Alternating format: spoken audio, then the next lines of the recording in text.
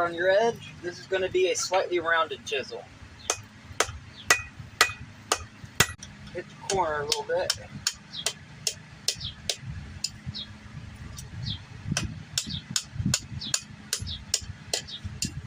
Harden.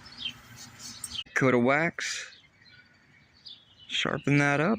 And there we have a rounded detailing chisel. It is thick for a purpose. I want well-defined lines for some of the rune engravings that I'm going to be doing and other stuff.